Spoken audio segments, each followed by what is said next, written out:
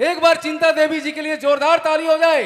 और पुनः आपकी चहेती कलाकारा श्रीमती चिंता देवी जी को मैं मंच पर आने के लिए आवाज दूंगा। जी को मैं मंच पर बुलाना चाहूंगा।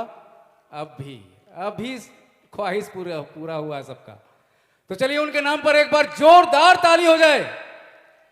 वैसे भी कहा गया है कि मन मचल कर मोर होना चाहिए, मन मचल कर मोर होना चाहिए, ऐसे महफिल में जरा शोर भी होना चाहिए। भाई कार्यक्रम तो हम एक से बढ़कर एक दिखाएंगे, सुनाएंगे आपको, लेकिन आपकी तालियों में जोर होना चाहिए।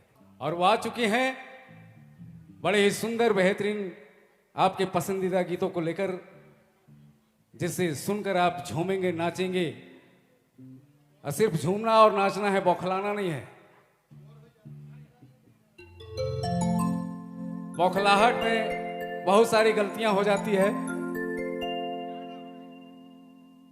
और माना कि मेरी आवाज आप तक पहुंच रही है, जो दूर खड़े हैं आपसे भी निवेदन है, कृपया आप मंच के समीप चले आए, ताकि आपको देख करके हमारे कलाकारों का हौसला अफजाई हो, अच्छी से अच्छी प्रस्तुति दे सके ये लोग।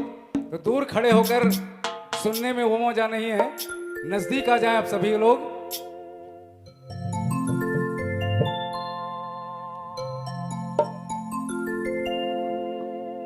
हेलो हेलो,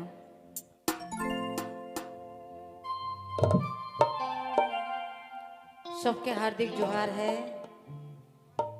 जेते भाई बहन माए बाप संग साथी के का बात है, अखिया मार रहा है।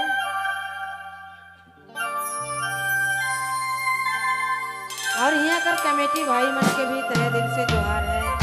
हमार सजिंदा भाई मन के, साउंड मास्टर के बहुत दूर से आए हैं, दादा गोड़ लगते हैं। और हमारे छोट भाई मन कैमरा लगाए के जे आसरा देखे लाई गए कि चिंता दी आवी और कब का बोली। और हमारे बाबा शंकर पांडे के भी हार्दिक जोहार है। बाबा गोड़ लगते हैं।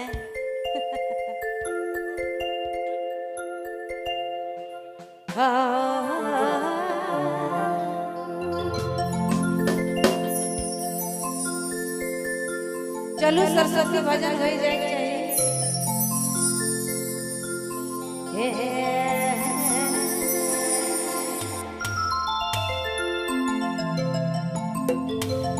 इशारो सती हो माता, इशारो सती